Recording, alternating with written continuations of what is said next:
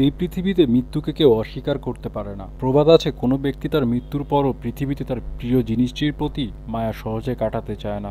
অশরীরী রূপ ধরে হলেও তার প্রিয় জিনিসটি তাকে পেতেই হবে। মৃত্যু সংবাদ প্রবাদ এটাও বলে, মায়া কাটাতে না পারলে অতৃপ্ত আত্মা থেকে যায় পৃথিবীতেই, তার মুক্তি লাভ হয় না।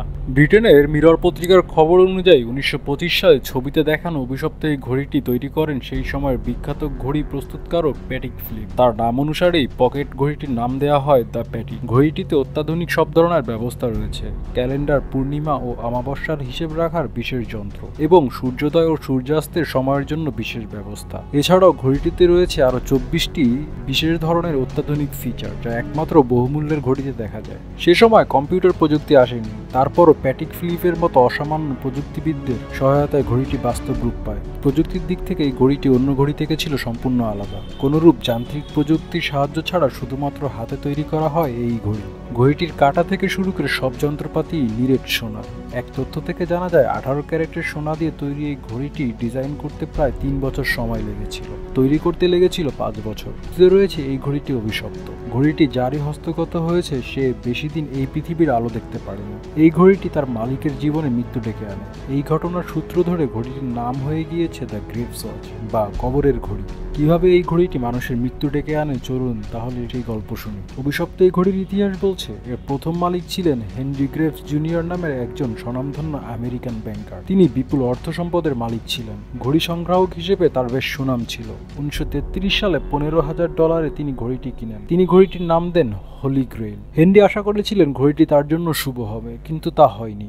এই ঘড়ি কেনার বছরেই আমেরিকায় ব্যাপকভাবে অর্থনৈতিক মন্দা দেখা দেয়। আমেরিকার মানুষের মধ্যে তীব্র অর্থাভাব দেখা দেয়। এর ফলে হেনরির মনে এক ধরনের ধারণা জন্মে যে ঘড়িটির অভিশাপে এসব হচ্ছে। একদিন তিনি কন্যাকে নিয়ে নিউ ইয়র্কের একটি লেকে ভ্রমণ করতে গিয়ে ঘড়িটি ফেলে দিতে চেয়েছিলেন, কিন্তু হেনরির মেয়ে তাকে বুঝিয়ে ঘড়ি ফেলে দেয়া থেকে নিবৃত্ত করেন। কিন্তু হেনরির মনে প্রতিনিয়ত ঘড়িটি সম্পর্কে এক ধরনের হতাশা কাজ করত। তার প্রায়ই মনে হতো ঘড়িটি অভিশপ্ত।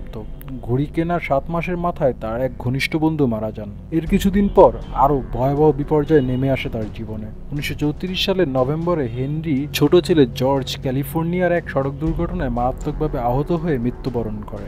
পরবর্তীতে এও জানা যায় যে 1922 সালের দিকে হেনরি যখন প্যাটিক ফিলিপের সাথে এই ঘড়ি তৈরির ব্যাপারে কথা চালাচালি করছিলেন, সে সময় তার বড় ছেলেও এক গাড়ি দুর্ঘটনায় মারা যান। এভাবেই ঘড়িটি সম্পর্কে সকলের মনে কুসংস্কার জন্মে যে ঘড়িটি মানুষের জীবনে শুভময় দিনের পরিবর্তে দুঃখময় রজনী উপহার দিতেই সিদ্ধহস্ত। ফলে দিকে দিকে ছড়িয়ে পড়ে ঘড়িটির অভিশপ্তের কথা। 1953 সালে 86 বছর বয়সে হেনরি গ্রেভস জুনিয়র মারা যাওয়ার পর এই ঘড়ির উত্তরাধিকার সূত্রে হেনরির কন্যা গুইডনের অধিকারে আসে, কিন্তু তিনিও তা বেশি দিন নিজের কাছে রাখতে পারেননি। 1960 সালে গুইডনের মৃত্যুর পর তার একমাত্র সন্তান রেজিনাল্ড ফুলারটন ঘড়িটির উত্তরাধিকারী হন। তিনি ঘড়িটি যুক্তরাষ্ট্রের ইলিয়ন রাজ্যের এক সম্ভ্রান্ত ব্যবসায়ীর কাছে $2 মিলিয়ন বিক্রি করে দেন। পরে ওই ব্যবসায়ী ঘড়িটি ইলিয়নের রকফোর্ড জাদুঘরে দান করে দেন। 1999 সাল পর্যন্ত ঘড়িটি অভিশপ্ত রকফোর্ড জাদুঘরে শোভা পেতে থাকে। 1999 সালে জাদুঘরটির কার্যক্রম বন্ধ হয়ে গেলে জাদুঘরের সম্পদগুলো শিকাগোর মিউজিয়াম অফ সায়েন্স অ্যান্ড ইন্ডাস্ট্রিতে স্থানান্তরিত করা হয়। এখানে হেনরির ঘড়িটি নিলামে ওঠে। $11 মিলিয়ন ঘড়িটি তখন কিনে নেন নিউ ইয়র্কের একজন নামজাদা ব্যবসায়ী। এ সময় পর্যন্ত ঘড়িটির অভিশপ্তের কথা একরকম চাপা পড়ে গিয়েছিল, অথবা কোনো এক অজ্ঞাত ব্যবসায়িক কারণে এই ঘড়িটির কীর্তিকলাপকে চাপা রাখা হয়েছিল। সময়ের পরিক্রমায় এরপর কেটে গিয়েছে বহু বছর। পরিবর্তনের যুগে এই ঘড়িটির ভয়াবহতা প্রায় ভুলেই গিয়েছিলেন সকলে, কিন্তু সম্প্রতি একটি খবর আবার ঘড়িটিকে সকলের সামনে পুরনো স্মৃতিকে জাগিয়ে তোলে। কিছুদিন আগে ঘড়িটি কেনেন কাতার রাজ পরিবারের এক বিশিষ্ট ব্যক্তি বিন মোহাম্মদ আল থানি। দেশে তিনি একজন আর্টের সমজদার ও গুণগ্রাহক বলেই পরিচিত। লোভনীয় এই ঘড়িটি কেনা থেকে নিজেকে সংবরণ করতে পারেননি তিনি।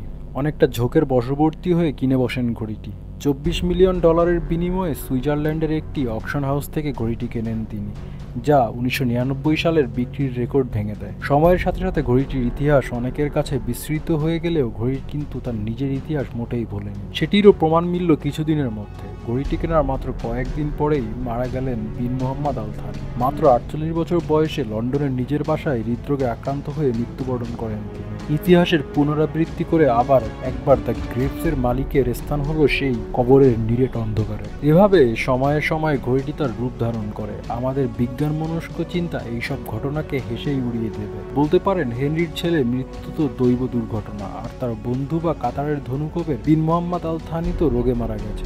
কিন্তু সময়টা আমাদেরকে ভাবায়। হেনরির বয়ানেও তার এক ধরনের স্বীকারোক্তি পাওয়া যায় যে ঘড়িটি তার জীবনে সত্যিই অভিশপ্ত ছিল।